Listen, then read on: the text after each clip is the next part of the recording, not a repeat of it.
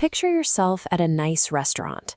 Instead of handing you a simple menu, the waiter drops an enormous encyclopedic binder onto your table. It's hundreds of pages long, filled with complex abbreviations and strict, confusing rules about how to order.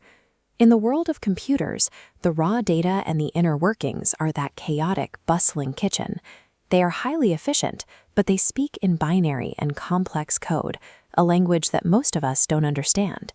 Because you can't just walk back to the stoves and shout your order in code, designers invented a translation tool.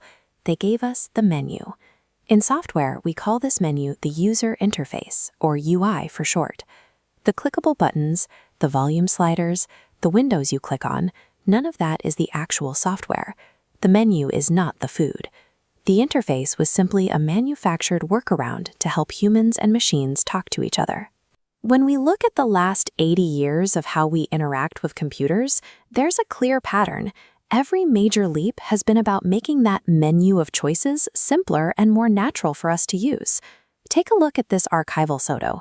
In the mainframe era of the 1940s and 50s, operating a computer meant you physically walked into the kitchen. You had to manually feed paper tape and flip massive banks of physical switches just to get the machine to start a task. By the 1970s, we moved to the command line. You didn't have to flip physical switches anymore, but you still had to memorize and type exact, rigid codes just to get the computer to follow a basic instruction. Then came the graphical user interface. As you can see in this photo of early consumer computers, we added a visual screen. This was the picture menu. Instead of memorizing secret codes, you could finally just use a mouse to point at a visual icon. Eventually, the touch era removed the mouse. Looking at this early touchscreen projection, you can see how we started interacting directly with our digital maps and photos, tapping the exact items we wanted with our own hands. These steps successfully shrank the communication gap between us and the machine. But whether you were flipping a switch, typing a code, or tapping a glass screen, you were still trapped navigating a pre-written menu designed by someone else. Now, imagine if instead of handing you a menu, the restaurant gave you a brilliant personal chef who sat right at your table. You just tell them what you're hungry for, and they handle the rest. This is the shift happening in computing today. Designers have noticed that whenever the effort of searching through a complex menu becomes harder than simply asking for what you want out loud, people will drop the menu and just use natural language. This diagram shows how this changes the way software is built.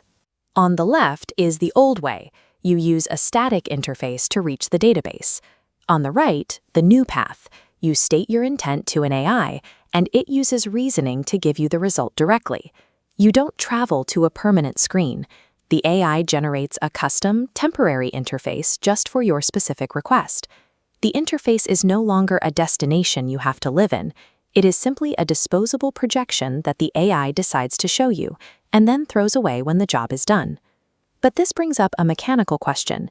If your new AI chef isn't clicking buttons or browsing menus like a human does, how does it actually grab the information you asked for? This architectural diagram shows the answer. It's a series of digital backdoors called APIs. Think of these APIs as the computer's raw ingredient pantry. AI agents pull exactly what they need directly from raw data streams, completely ignoring the colorful labels and buttons built for human eyes. Because AI agents will soon be doing the majority of our computing tasks, the rule of software has changed. If your product only has a visual menu and no backdoor pantry for agents to use, it is effectively invisible to the future of technology. Major hardware companies are already redesigning physical devices for this era. This photo shows specialized AMD processors that are built with a brain designed specifically to run AI.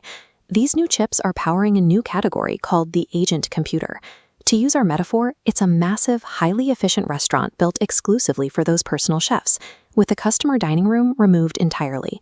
A traditional personal computer runs applications for you to click on.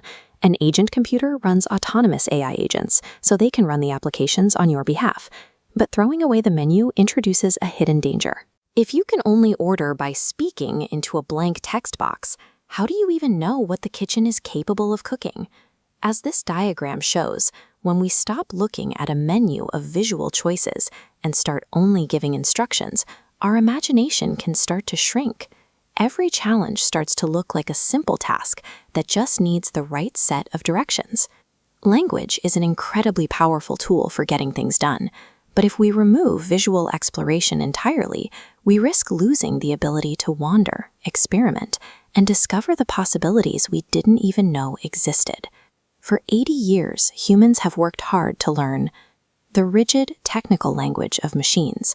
We memorized codes, clicked folders, and navigated endless menus, translating our human intent into computer instructions. That era of translation is ending. We don't need the workaround anymore. The user interface has died, so the computer can finally learn to speak human.